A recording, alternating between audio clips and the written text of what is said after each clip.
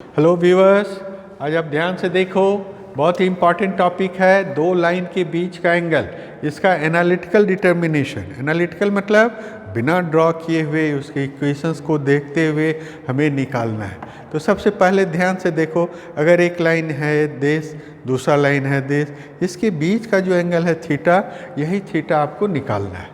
Question clear है? दो line का इक्वेशन दिया हुआ है, दोनों के बीच का ये एंगल निकालना। मान लिया कि एक लाइन एक्स एक्सिस के साथ थीटा 1 और दूसरा लाइन एक्स एक्सिस के साथ थीटा 2 बनाता है। तो इस पैरेलल फिगर के अनुसार हम क्या कहेंगे? This exterior angle theta 2 is equals to sum of two interior angle, मतलब theta plus theta 1। It is clear? ये आपने स्कूल के दिनों में पढ़ा है कि exterior angle of any triangle is equal to sum of two interior angles, so theta equals to this. और अगर आप दोनों तरफ tan वैल्यू अप्लाई करेंगे, you will get tan theta equals to tan theta 2 minus theta 1। tan a minus B का formula use कीजिए, tan a minus tan b बटे 1 plus tan a tan b। अब आप tan थीटा 1 के लिए m1, tan theta 2 के लिए m2 use कर दीजिए, तो यही निकला आपका फॉर्मूला। अगर थीटा के लिए एक फॉर्मूला है तो पाई माइनस थीटा के लिए विथ नेगेटिव साइन हो जाएगा। इसलिए जब कभी भी हम लोग एंगल्स की बात करते तो हमेशा plus minus, plus indicates the acute angle, minus indicates the obtuse angle, क्योंकि जब भी दो लाइन मिलेगा तो दो एंगल्स बनेगा, एक एक्यूट रहेगा, एक ऑब्ट्यूज रहेगा। चलिए, दो लाइन का इक्वेशंस दिया हुआ है, हमने कहा एनालिटिकल मेथड्स मतलब विदाउट ड्राइंग द लाइंस। तो y बराबर 2x प्लस 3, इसके लिए हम स्लोप कितना कहेंगे? 2, और इस लाइन का स्लोप कितना हो गया? 3। अब फॉर्मूला के अनुसार m2 माइनस m1 बटे 1 प्लस m1 m2 में आप पुट कीजिए -1/7, मतलब tan थीटा इक्वल्स टू 1/7।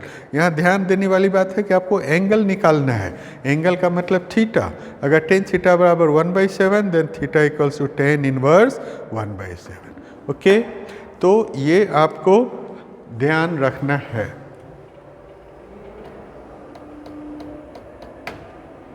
दूसरा क्वेश्चन देखिए, find the angle between 2x plus 3 and 2x plus 5। यहाँ पर पहला लाइन का स्लोप भी है 2, दूसरे का भी स्लोप है 2, इसलिए 2 माइनस 2 बिकम 0 एंड दिस। तो आपने क्या देखा? अगर दो लाइन का स्लोप 0 रहेगा तो दोनों के बीच का एंगुलर वैल्यू 0 रहेगा। It is important to note, इसे आप देख सकते हो।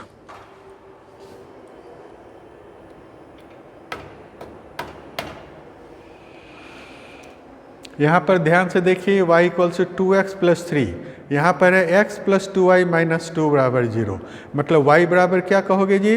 y बराबर with negative sign 1/2x plus 2। So m1 is 2 and m2 is -1/2। So m2 minus m1 करेंगे तो 2 माइनस दिस हुआ, मतलब something divided by 0, it means infinity.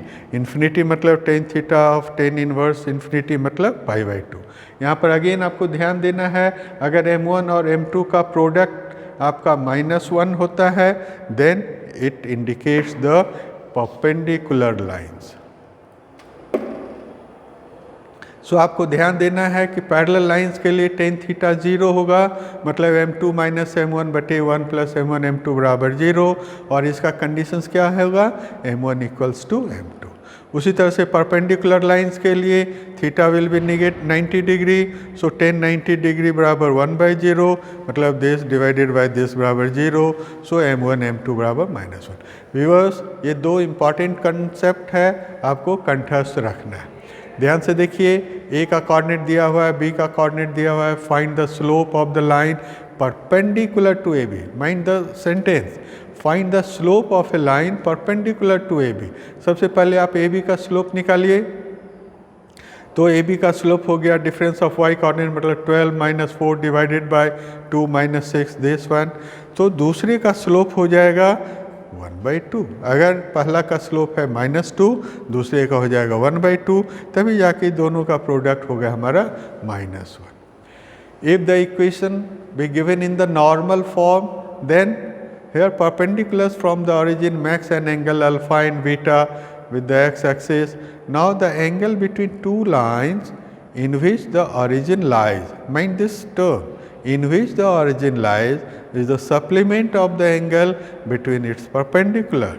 So the angle between these two perpendicular is beta minus alpha. Mind कीजिए, पहला line कब अगर आपने origin से परपेंडिकुलर ड्रॉ किया तो वो परपेंडिकुलर अल्फा बना रहा है, दूसरे के लिए बीटा बना रहा है. इसीलिए परपेंडिकुलर फॉर्म में, नॉर्मल फॉर्म में अगर दो लाइन का इक्वेशन दिया हुआ तो दोनों के बीच का एंगल्स होगा बीटा माइनस अल्फा. ये आपको ध्यान रखना है हमेशा कंसेप्चुअल प्रॉब्लम्स. Thank you.